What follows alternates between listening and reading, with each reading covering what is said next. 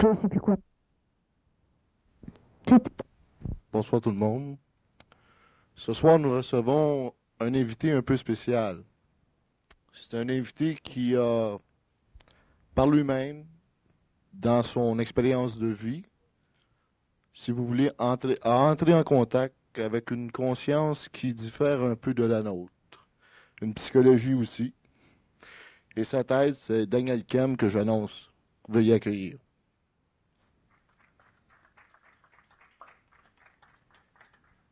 Bonsoir, Daniel.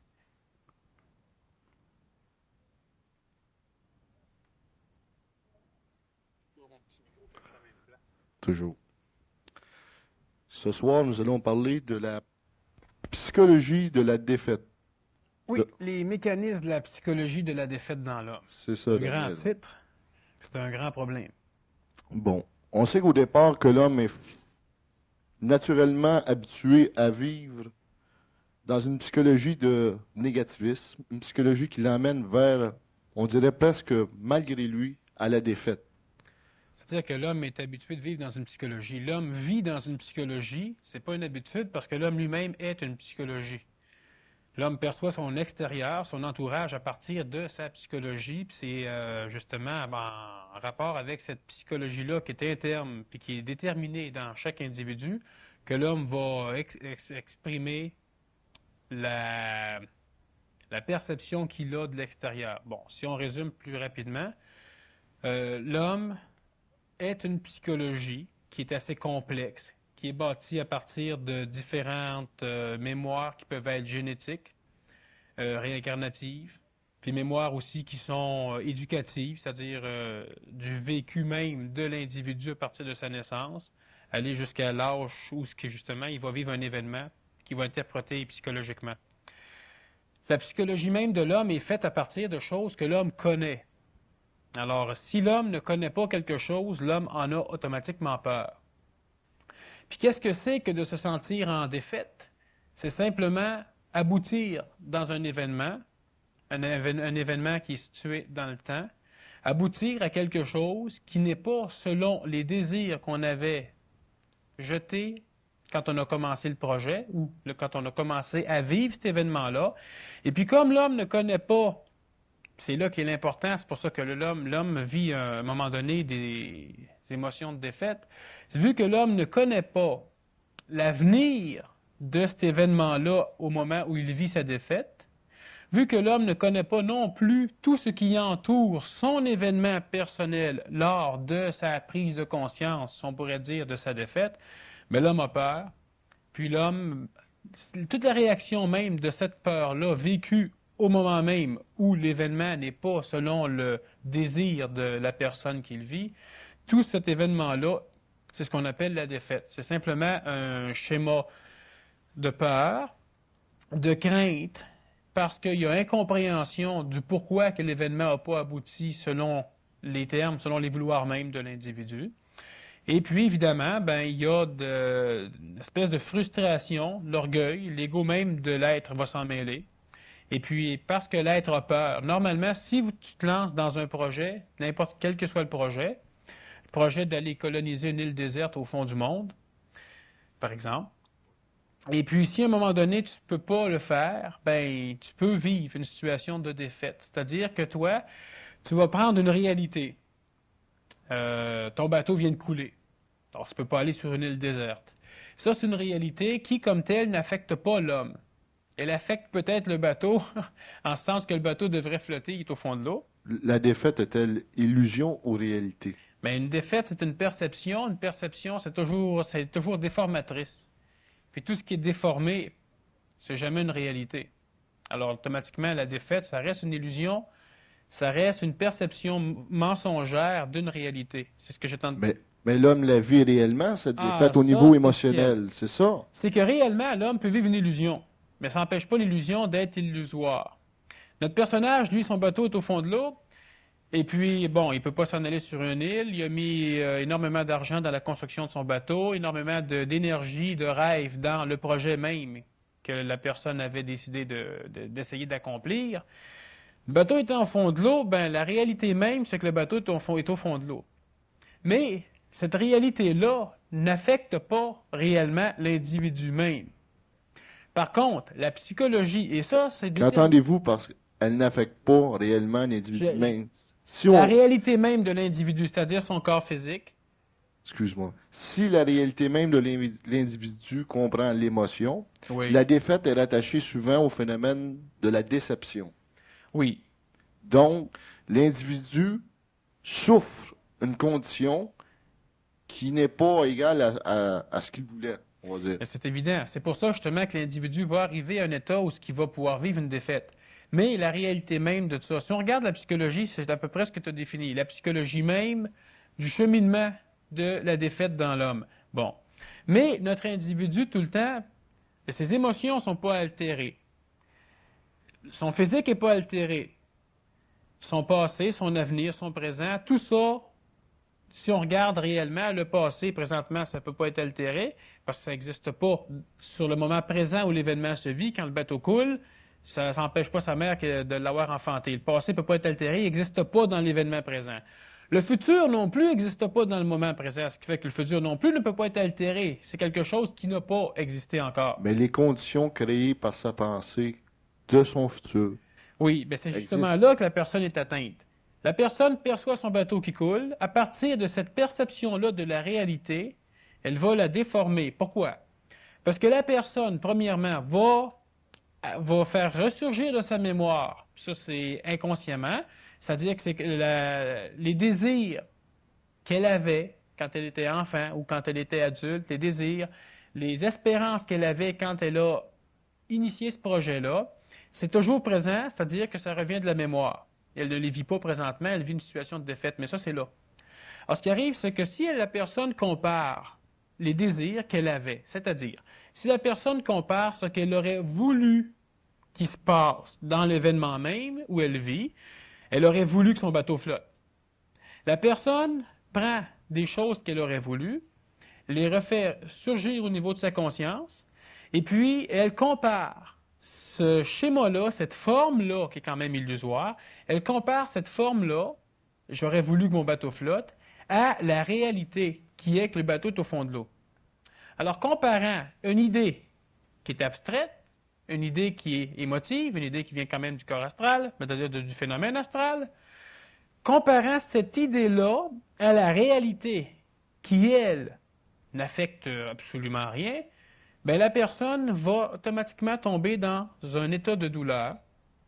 Si la personne ne croit plus être en mesure de pouvoir poursuivre ce projet-là parce que son bateau ou un élément du projet vient d'être altéré ou est disparu, bien, automatiquement, la personne voit tous ses espoirs bloqués, selon elle, par un événement extérieur, et la personne va se sentir justement en défaite. C'est-à-dire que la personne va commencer à vivre un processus là de détérioration psychologique et même physique, un processus de défaite.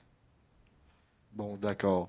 Mais comment voulez-vous que l'homme, qui vit une réalité de chaque jour, puisse ne plus vivre au niveau de sa pensée une pensée polaire, c'est-à-dire une pensée comparative?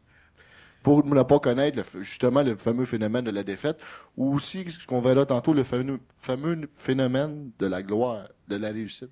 Oui, c'est évident. Les deux phénomènes, celui du succès et celui de la défaite, c'est deux phénomènes qui sont intimement liés, qui ont la même source, qui sont générés par la même forme d'énergie. Sauf qu'il y en a un qui va être un peu plus destructeur par rapport à l'homme, c'est-à-dire qu'il y en a un qui va servir de frein, puis c'est évidemment le phénomène de la défaite. Celui du succès, celui de la gloire, celui de l'entrain, celui de la motivation à persévérer, à continuer, ben c'est quand même un autre, c'est la même forme d'énergie, ça a la même source, la même base, mais c'est quelque chose qui temporairement peut aider l'homme à continuer à progresser. Je dis bien temporairement parce qu'il vient un moment dans la vie d'un individu, dans son évolution personnelle, où ces choses-là doivent disparaître. C'est-à-dire que tu ne fonctionnes pas parce que tu es motivé, tu ne fonctionnes pas parce que tu as des désirs. Il vient un moment donné dans l'évolution de l'homme où tu vas fonctionner plus intellectuellement, c'est-à-dire plus intelligemment, et puis tu vas fonctionner en fonction d'un plan qui est établi et qui est logique. Mais la défaite, en tant que telle, au niveau de l'homme dans son action, l'homme qui vit tous les jours, la défaite, pourquoi l'homme doit nécessairement et souvent, on la connaît à la masse mondiale, c'est reconnu, vivre le fameux phénomène de la défaite, vivre la souffrance qui en résulte? vivre, même, je dirais même vivre d'une race à l'autre. Parce que passer d'une race à l'autre, c'est vivre la défaite de quelque chose. C'est une souffrance. Moi, je pourrais dire qu'il y a beaucoup de conflits que l'être humain a amenés sur la planète Terre avec lui. Puis la majorité de ces conflits-là qui sont incompris, l'homme les a appelés des lois. Des lois naturelles, des lois d'évolution, qui maintenant régissent l'évolution même de l'homme, selon l'homme. Ils sont cristallisés, en fait. Oui. Alors, ce qui arrive, c'est qu'à un moment donné, on crée un conflit. Le conflit, on finit par oublier d'où il vient. De génération en génération, le conflit existe continuellement parce qu'il est légué par l'éducation, par la mémoire génétique. Alors, il vient un moment donné où c'est que ce conflit-là, on l'appelle une loi. C'est une loi d'évolution. L'homme est obligé de souffrir, par exemple. Mais l'homme n'est évidemment pas obligé de souffrir. C'est l'homme lui-même qui souffre parce que l'homme accepte de souffrir. L'homme comprend pas le mécanisme de la souffrance, le mécanisme de la peur et de la défaite, puis l'homme accepte ces mécanismes-là comme étant des lois régissant son évolution. Alors l'homme, vu qu'il ne comprend pas les perturbations mêmes qu'il a faites, puis qu'il les a appelées des lois, puis ce mot-là, loi, c'est un mot qui est formel, qui est dangereux, dont on interdit la destruction du changement. L'homme s'attache à ce mot-là. L'homme va même l'employer pour pouvoir donner des bases à ses philosophies ou à ses religions pour pouvoir encore mieux se contrôler ou mieux contrôler l'homme. Pourrais-tu donner un exemple de loi qui, génétiquement, comme tu dis, On peut être transmis. affecte encore l'homme à travers les Dire oui, il y en a plusieurs. Si je te dis, on parlait tout simplement de la souffrance, tu enfanteras dans la douleur ou tu devras gagner ton pain à la sueur de ton front et patati patata. C'est une réalité. C'est une réalité, oui et non. Parce qu'il y a du monde qui vont enfanter, comme on dit, dans la douleur ou qui vont devoir travailler énormément. Si tu regardes même le texte, où est tirées ces paroles-là, ce sont des paroles de punition. Oui. Bon. Alors, le fait de devoir te sentir puni, de devoir vivre continuellement avec une culpabilité qui est absolument inadéquate dans l'évolution de l'homme, du moins aujourd'hui, il est venu un moment donné que c'était bon, parce que la culpabilité était les barrières qui empêchaient l'homme, justement, de déborder de choses permises non pas par la religion, mais par des intelligences qui étaient légèrement plus éclairées sur les chemins de l'homme.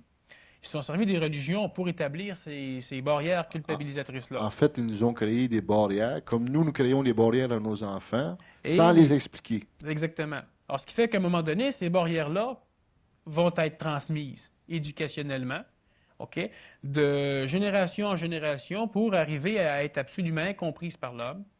Et l'homme les rend immuables, inchangeables, et puis peut les remettre maintenant qu'ils sont bien solides, il peut les remettre dans les mains de Dieu.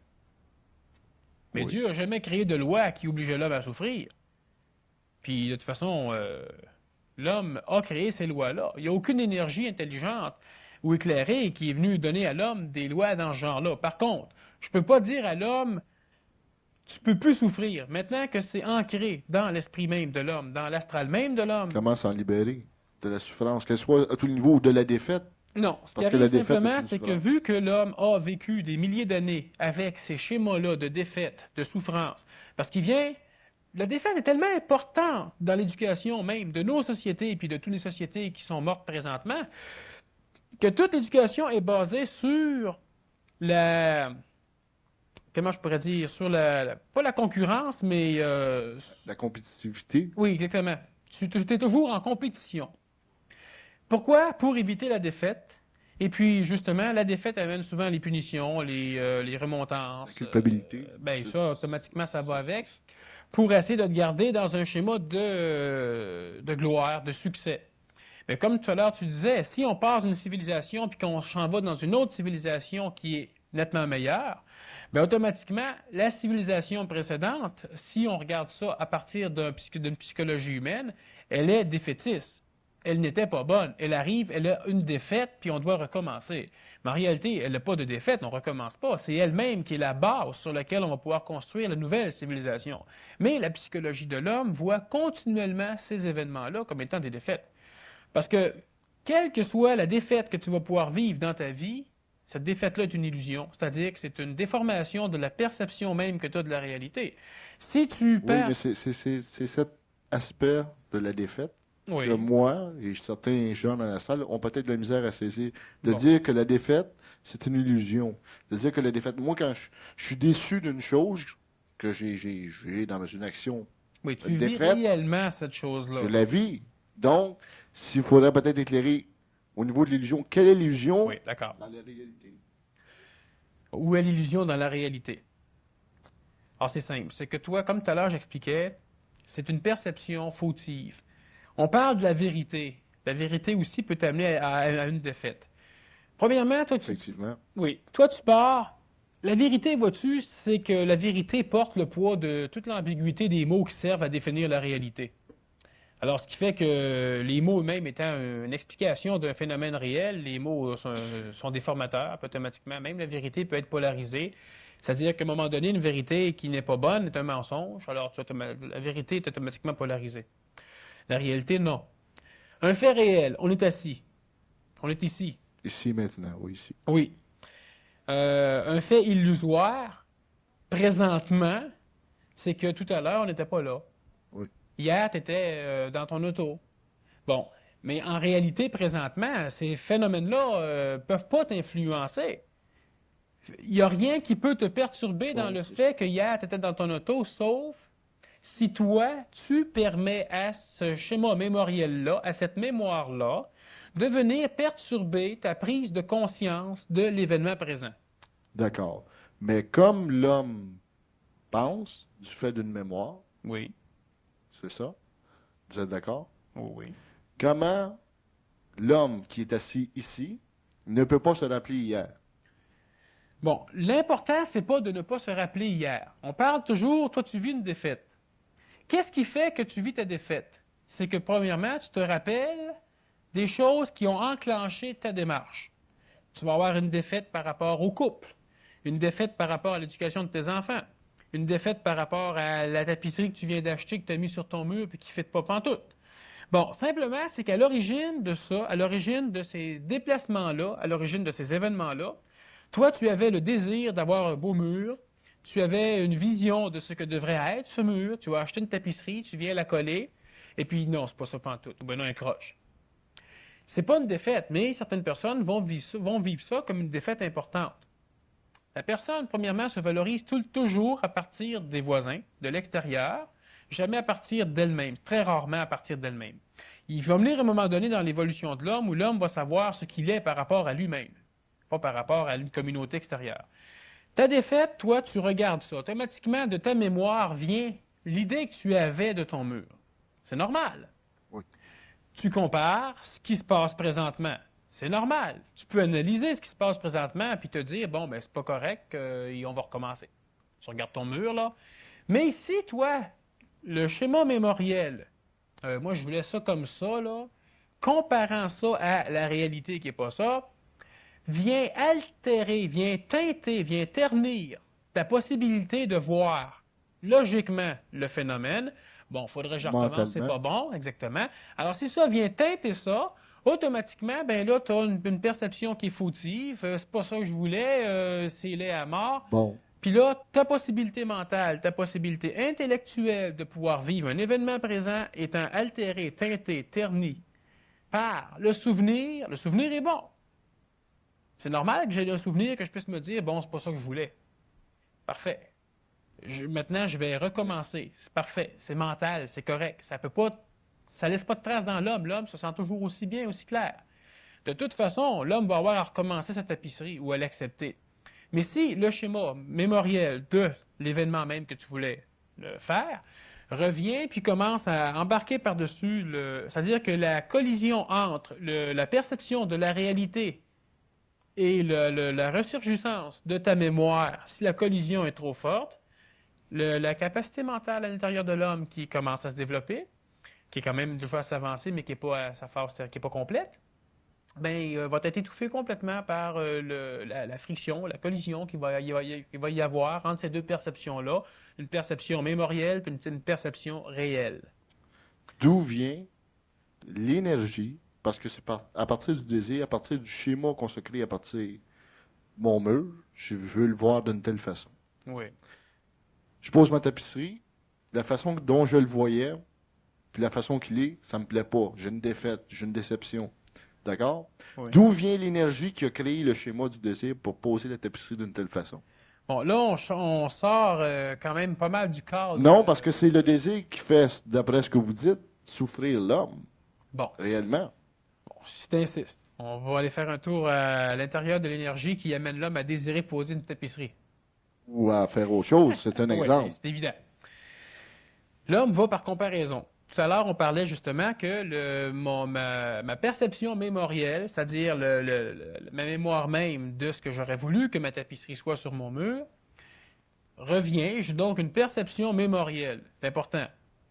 J'ai en même temps une perception, tout ça reste astral, j'ai aussi en même temps une perception réelle d'un fait, d'un événement, mon mur qui est tapissé, ou mon auto qui est mal peinturé, ou bon. J'ai une perception réelle, d'accord, qui est déjà un peu fautive dans le sens qu'elle est perçue, puis elle est déjà sujette à interprétation à partir de mes connaissances, là. Mais parce que moi, je peux regarder mon mur, quand je parle que ma perception, elle est réelle. Je regarde mon mur, il est croche. Ma perception peut être fautive dans le sens que mon mur, il est croche, puis c'est laid. En partant, tu viens d'interpréter, tu viens de le comparer à quelque chose que tu avais mémoriellement en tête, un mur parfait, selon toi, et puis mon mur, il est laid. C'est quelque chose de réel pour toi. Mais ce n'est pas une réalité. C'est déjà perturbé, c'est déjà déformé, c'est déjà interprété. Tu viens d'y rajouter un qualificatif qui, de par nature, n'existe pas dans le mur lui-même. Alors, ça peut être dangereux.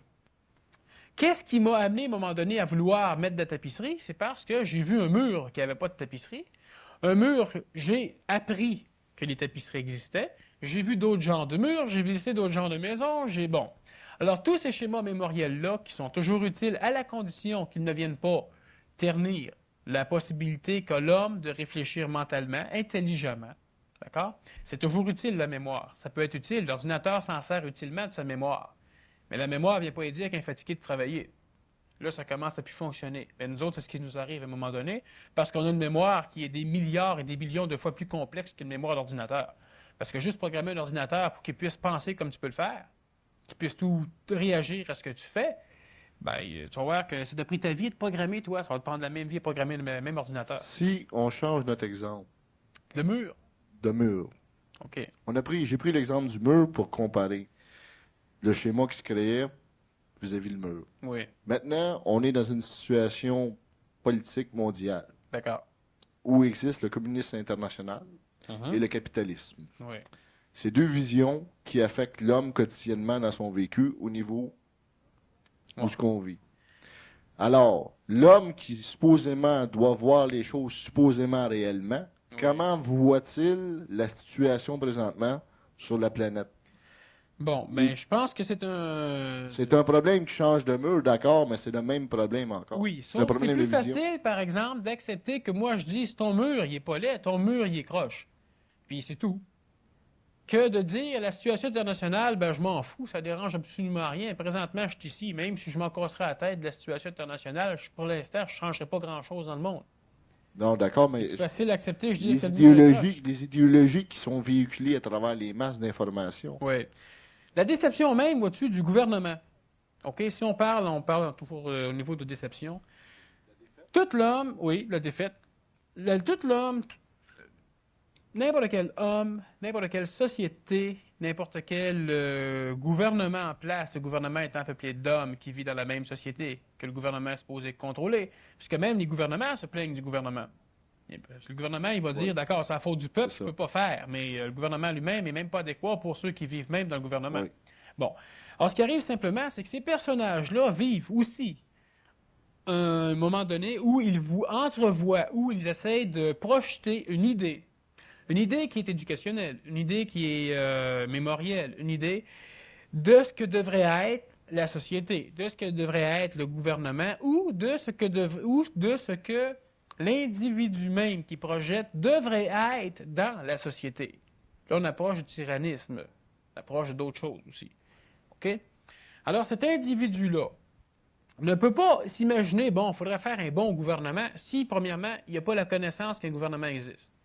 S'il n'y a pas les mots pour pouvoir l'expliquer. S'il n'y a pas les idéologies pour pouvoir comparer. Parce que s'il dit qu'il faut faire un bon gouvernement, c'est qu'il, déjà en partant, il compare déjà le gouvernement qui est déjà là. L'idéologie ne déforme pas justement Tout le temps. l'individu. Tout le temps. Qu'est-ce qui bâtit une idée dans l'homme? Qu'est-ce qui bâtit une idéologie? Toi, tu viens au monde, tu grandis, tu apprends à parler, tu apprends ce qu'est le langage. À partir d'un certain âge, si tu as appris ce qu'était le langage, tu peux apprendre d'autres langues. Mais à dépasser un certain âge, si tu n'as pas appris à parler, tu n'apprendras jamais à parler.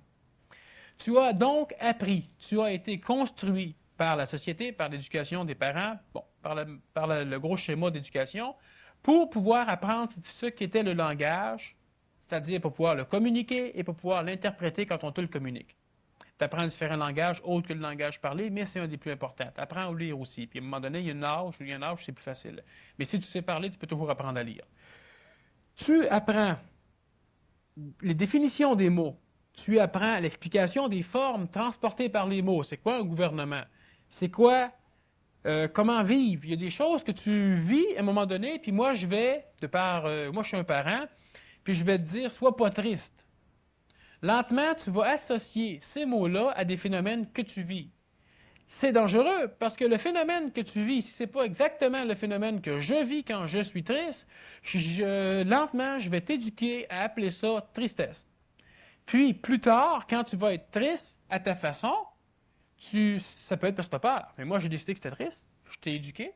Quand tu vas aller rencontrer quelqu'un pour essayer de t'aider parce que tu es triste, la personne qui va vouloir te guérir pour la tristesse, bien, à un moment donné, ça peut risque d'être compliqué, ça risque d'être long. Alors, ce qui fait que si on parle de bon gouvernement, c'est la même chose. Moi, j'ai mes idées, mes concepts de mots, j'éduque mon enfant, la population complète est éduquée de cette façon-là, ce qui fait que chaque perception du mot est différente pour chaque individu, parce que le mot ne désigne pas toujours ce que l'individu vit quand je le donne, et toi, l'interprétation que tu peux en acquérir va aller avec toute l'émotion, tout ton schéma vivant sur le moment même. N'aie pas peur. Si tu n'as jamais entendu parler du mot peur parce que tu as juste 3 ans, le feeling que tu as, c'est pas le feeling de l'adulte qui dit n'aie pas peur. Lui, il a peur. Automatiquement, il pense que tu as peur. Puis toi, tu vas apprendre, tu vas avoir une définition que tu vas coller au mot peur, qui n'est pas nécessairement celle de l'adulte qui veut te le transmettre. Si tu vas avec tous les mots, et puis à un moment donné, tu prends un dictionnaire, tu regardes gouvernement, groupement de personnes qui ont on pourrait dire, la fonction d'organiser ou de diriger une société, bon, fling, flang, flang, flang. Chaque mot de la définition va être interprété par ce que tu as vécu quand tu as appris la signification de ce mot-là. Ce qui fait que, veux pas, plus tu vas apprendre un langage, plus tu vas déformer ce langage-là pour l'adapter à toi-même, ce qui est normal. À ma réalité. Oui. Mais à travers ça, tu vas te faire des idées, tu vas te faire des concepts. L'amour, ils m'ont dit que c'était ça, mais l'amour, c'est pas ça. Pourquoi? Parce que quand je t'ai dit que c'était l'amour, tu vivais quoi? Je sais pas. À un moment donné, tu vas comparer la vibration auquel tu apposes le mot amour à celle de tes copains de classe. Et puis, tu vas te rendre compte que ça ne fait pas tout le temps, ce qui fait qu'à un moment donné, tu vas commencer à renier l'enseignement même de tes pères. C'est normal. Et puis, tu vas adapter ça à la masse sociale dans laquelle tu vis. Bon. Mais là, il commence à y avoir des échelles au niveau de ce qu'on appelle les générations d'âge, qui fait qu'on a de la misère à communiquer d'une génération à l'autre, puis des fois, c'est juste de quelques années à l'autre. Et c'est quoi? Est-ce que c'est réel? C'est pas réel. C'est une idée. Lentement, si tu veux l'étendre au monde entier ou à un groupe, ça peut devenir une idéologie. Mais tout ça, c'est conceptuel, c'est-à-dire que c'est fabriqué à partir de mots, donc à partir de pensées, localisées sur des mots, et c'était bâti par l'association de tes interprétations du vocabulaire. Ça a été fait par l'interprétation de tous les mots qu'on t'a mis, qu'on a mis à ta disposition pour te permettre de réfléchir. Et puis tout ça fait que toi, tu dis, la paix dans le monde va se faire de telle manière. Puis tu en es convaincu. Mais ça, c'est un concept, c'est une idée. Parce que tu ne l'as pas vécu encore, tu n'as pas pu le voir si c'était vrai.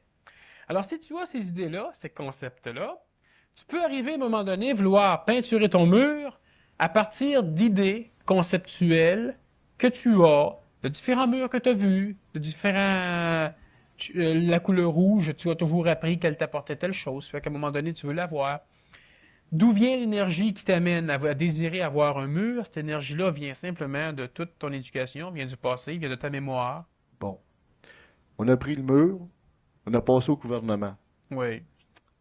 C'est la même chose Tu as pour le gouvernement. choisi le père, l'enfant, qui montre en fait des stéréotypes Oui. à son enfant. Derrière, on sait très bien que derrière les murs de la matière Oui. existent des intelligences. Ben oui. Et ces intelligences-là sont venues il y a quelques milliards d'années. On s'en fout. On s'en fout. Bon. Ils sont là. Donner le même phénomène du père à l'enfant, donner à l'homme certaines choses, peut-être certaines clés. Bon, ben les clés, premièrement, c'était la clé du langage qui était donnée à l'homme, la clé de l'écriture aussi qui était donnée à l'homme pour pouvoir communiquer plus intelligemment pendant plus de temps avec le minimum de déformation, une idéologie et un concept, toujours pas une vérité. C'est ça, une ils ont donné réalité. des concepts C'est qui normal. étaient structurés en rapport avec les mémoires de chaque peuple. Oui, si tu prends ton enfant qui veut traverser la rue puis qui a 3 ans, si tu essaies de lui faire comprendre qu'il peut se faire frapper par une auto quand dans sa tête, le vocabulaire automobile, ça n'existe même pas, il n'y a même pas de mots pour définir, tu as de la misère à lui expliquer. Alors, dans ce temps-là, tu lui donnes certains concepts, qui est une claque peut-être ses fesses, puis là, il sait, lui, que quand il approche du trottoir, il approche d'une claque ses fesses. Alors, il va pas sur le bord du trottoir, il traverse pas la rue, puis tu le gardes en vie. Il comprend pas. Mais, à un moment donné, il faut que l'enfant comprenne. On est rendu à un temps où ce que l'homme doit comprendre, justement. c'est peut-être à ce niveau-là où eux nous ont apporté le fameux concept de Dieu. Oui, c'était une C'est bonne le même protection. exemple. Oui, Dieu, encore là, c'est tellement compliqué quand on parle de mots qui ont été interprétés par des milliards d'individus. Puis, L'interprétation était schématique à partir d'un résultat. oui, l'homme a un père, l'homme a une mère, et l'homme a besoin d'un père, et l'homme a besoin d'une mère. C'est encore un fait présentement. D'ici peu, l'homme va être capable de se rendre compte de qui il est, et l'homme va être capable aussi de se prendre en main d'une façon adulte. L'homme n'est pas encore adulte. L'homme nouveau s'en vient. Dépassera-t-il le mur du concept qui a été donné? Si je réponds, c'est peut-être un concept déjà. Mais vous qui faites partie d'une certaine conscience, Non, c'est évident que l'homme va dépasser le fait du concept parce que déjà l'homme peut comprendre c'est quoi un concept. Un concept, c'est simplement une amalgamation de mots, d'accord, et qui vont former une idée. Et cette idée-là, toi, tu la calcules comme étant une chose vraie. Et comme tout à l'heure, je te disais, la vérité porte le poids de l'ambiguïté des mots qui ont servi pour définir une réalité. Alors, ce qui fait que la vérité même que toi, tu vas conceptualiser ne peut pas être une chose que tu peux appliquer à la réalité. Quelle que soit la philosophie, elle doit être déformée pour être appliquée à l'individu. Ce qui prouve que la philosophie même est une chose qui est malléable, déformable et non pas une chose réelle. Quelle que soit la religion, quel que soit l'enseignement, même au niveau des arts martiaux, tu dois l'adapter à l'individu même parce que l'individu, lui aussi, est indivisible, est individuel. est individuel. Encore là, il faut s'entendre, tu as des individus qui sont collectifs. Hein? On sait quelque chose au niveau des masses. Mais l'individu est un schéma de déformation de réalité. Tu as peur. Peur de quoi? Peur de mourir. Mais oui, mais pauvre mec, tu vas mourir. En naissant même, tu signais ton contrat pour mourir. Pourquoi avoir peur de mourir? Tu es défait parce que ton bateau est au fond de l'eau.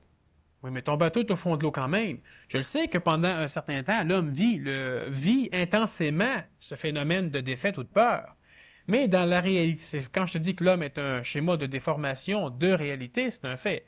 L'homme va arriver à se débarrasser de l'impression de la défaite sur sa psychologie, sur lui-même, quand l'homme va être capable de voir la différence entre une perception mémorielle qui n'est pas une chose réelle dans le sens qu'elle peut réellement perturber l'événement dans la vie de l'homme. La perception mémorielle ne peut pas perturber l'événement, elle ne peut perturber que l'homme qui vit l'événement. Et c'est très différent. L'homme va se libérer de la défaite, de la peur, de différents autres freins puis carcans, quand l'homme va arriver à pouvoir à mettre l'importance qu'il doit mettre à sa perception mémorielle, perception astrale, quand il va lui mettre l'importance qui a la bonne valeur, et quand l'homme va être capable donc de mettre l'importance de la bonne valeur à une perception qui est réelle. Présentement, tout ce qui est surgi du passé, on l'accepte comme étant une réalité même qui peut perturber et contrôler notre vie. Et de ce fait, c'est un fait. Cette perception, ce ne serait pas un certain discernement entre ce qui peut nuire à l'homme et ce que l'homme vit réellement.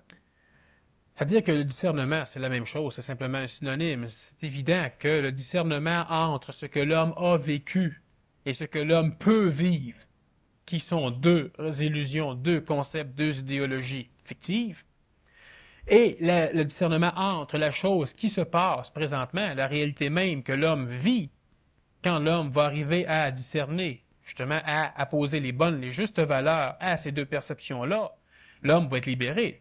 Parce que moi, si je me rappelle continuellement une chose qui m'a fait énormément plaisir, je vais avoir de la misère à goûter quelque chose de neuf qui peut me faire plaisir, parce que continuellement, je le compare à quelque chose qui m'a déjà fait, selon moi, plus plaisir. Alors, je vais être encore déçu. Et lentement, ben c'est ça. Connaîtra encore la défaite.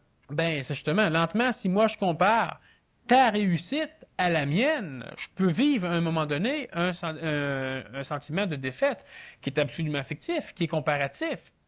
Mais la comparaison même, est-ce que toi tu es ça, moi je suis ça? Le printemps, les nouvelles branches qui poussent après les arbres, il y en a des petites, il y en a des longues.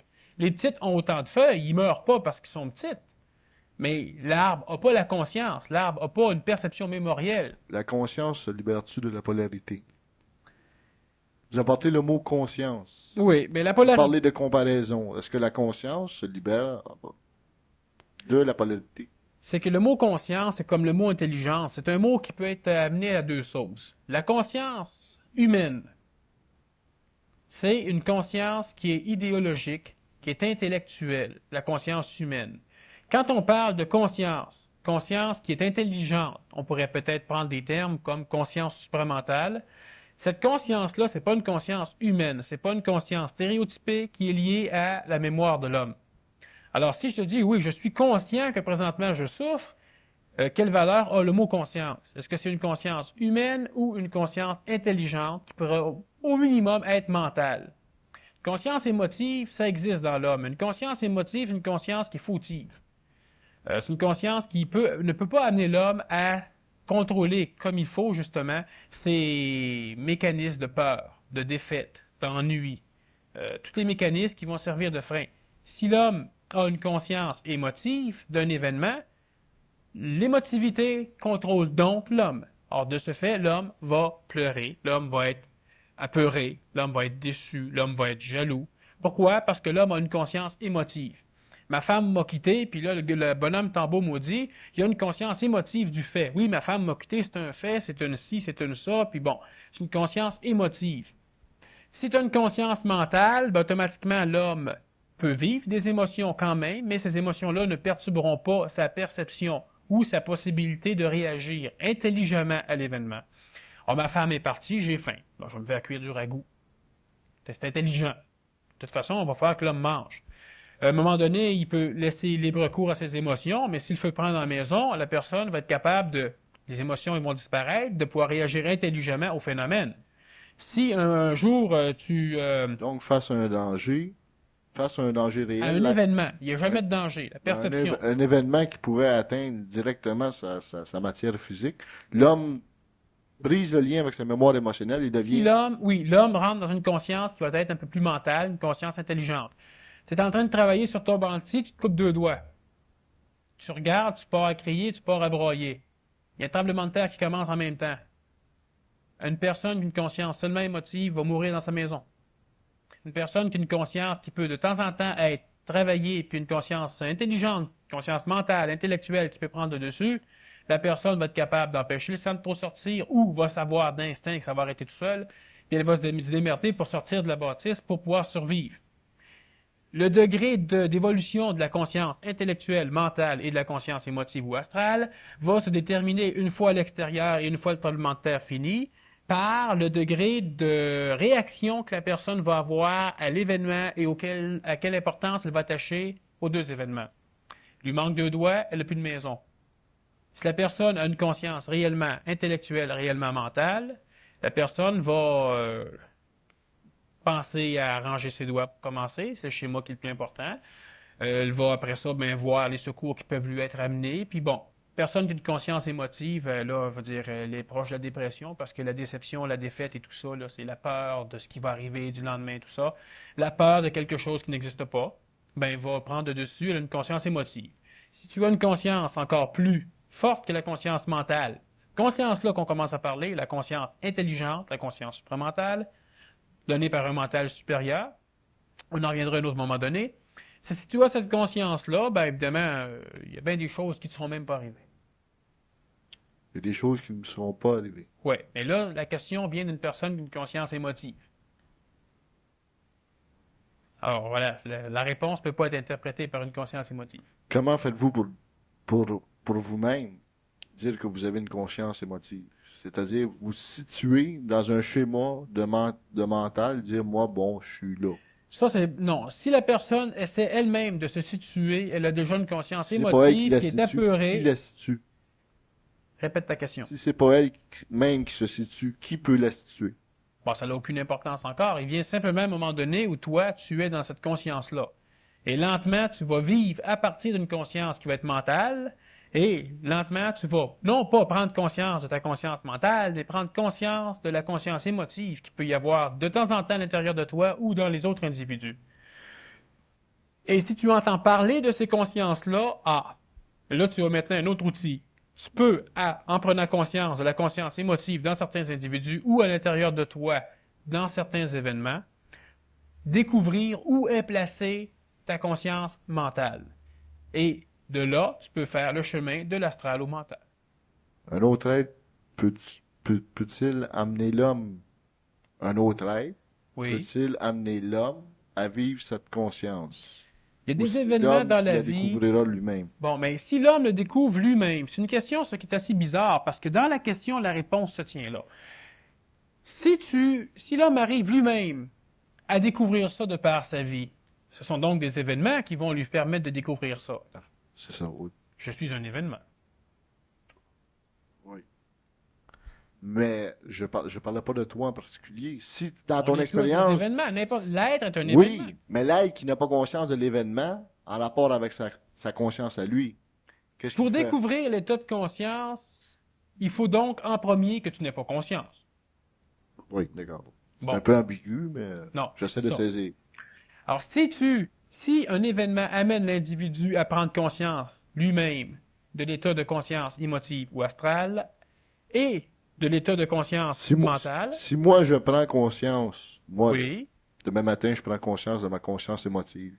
bon, c'est un événement, La première chose que je fais, tu cries, non, non? j'essaie de la briser, cette conscience émotive. J'essaie de créer un autre mouvement. Je la Oui. vois, là, elle est là. Ah, mon Dieu, que c'est ça? Bon, la Je me conscience tourne vers quoi? Je me émotive, tourne vers quoi? tu as raison, Vers c'est Dieu, bien que tu en vers parles. la philosophie, vers la spiritualité, vers quoi? Merveilleux. La conscience émotive, quand tu vas en prendre conscience, la conscience émotive, c'est la conscience mémorielle. Une conscience qui est attachée à l'astral, dans lequel est incrustée la mémoire. À l'instant même où tu prends conscience de ta conscience émotive, ta conscience émotive le sait. Et la conscience émotive, malgré qu'elle n'est pas mentale ou intelligente dans le sens plus fort que mental, ta conscience émotive a une certaine structure qui lui permet de fonctionner dans le sens de sa préservation. Donc, elle a une certaine forme d'instinct ou d'intelligence mineure qui lui permet de pouvoir contourner certaines choses, certains obstacles à son évolution même ou à sa vie même. Si toi, tu prends conscience de ta conscience émotive, c'est-à-dire que mentalement parlant, à un moment donné, tu vis cette conscience émotive-là, tu te rends compte que tu veux déménager parce que tu as vu une maison extrêmement belle, puis à un moment donné, tu te dis, crime, je suis malade. Je veux ça, je veux ça, je veux ça. J'ai plein d'émotions, là, mais c'est absolument stupide, j'ai pas d'argent. Là, tu viens de faire, la conscience mentale vient de parler, puis vient de dire que ça se fait pas. Puis là, c'est la conscience émotive qui parlait. Ah oui, il faut acheter ça, ça va être beau, ça va être bien. Bon, tu prends conscience. La conscience mentale vient de le prendre, vient de savoir qu'il existait une conscience émotive. La conscience émotive vient de découvrir qu'elle était perçue et qu'il existait aussi une conscience mentale. Cette conscience émotive-là, de par son intelligence mineure, va essayer automatiquement de te ramener. C'est-à-dire qu'elle va créer, elle va susciter en toi le désir de l'annihiler. Mais ces désirs-là même, cette lutte-là même contre la conscience émotive est générée par la conscience émotive. Ce qui fait que tant que toi, tu es occupé fanatiquement même à vouloir détruire cette conscience émotive-là avec une philosophie, une religion, une école, une technique, ben, tu es toujours dans la conscience émotive. Mais tu le sais pas. Non, c'est ça, effectivement, on le sait pas. Non. C'est là le problème de l'homme aussi. On le sait pas. Mais l'homme ne peut pas le savoir parce que l'homme est dans Pourquoi la l'homme conscience peut pas le émotive. savoir? L'homme est dans la conscience émotive et il y a un moment de... Présentement, l'homme commence à le savoir. Sauf que dans un événement même, À l'homme... travers quoi l'homme commence à savoir? À travers les gourous qui se promènent?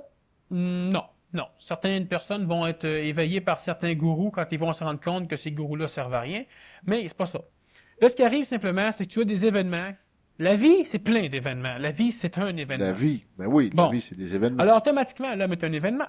Et l'homme, L'homme fait partie en de l'événement. exactement, en corrélation avec la vie, l'homme va traverser certains processus d'apprentissage qu'on peut appeler événements, des événements d'évolution, événements évolutifs. Et à travers ces choses-là, l'homme apprend par essai et erreur, c'est-à-dire qu'à un moment donné, l'homme souffre. Mais à un moment donné, l'homme commence à souffrir de souffrir. C'est ce qu'on appelle, dans le langage spirituel ou ésotérique, évoluer vers une voie. Ce que tu nous demandes Oui, exactement, là, c'est ben, ça prend le temps que ça prend, mais l'évolution, ça fait des fois des milliers d'années. Là. Et à un moment donné, il faut qu'on aboutisse. Présentement, l'homme est en train de, certains êtres, en tout cas, sont en train d'aboutir, et la majorité de l'humanité occidentale, en tout cas, s'approche quand même d'un pas assez rapide, un rythme assez sensible vers cette conscience-là. Quand tu arrives à l'étape où où tu souffres de souffrir, où tu t'ennuies de t'ennuyer, où tu penses penser, c'est important ces mots-là.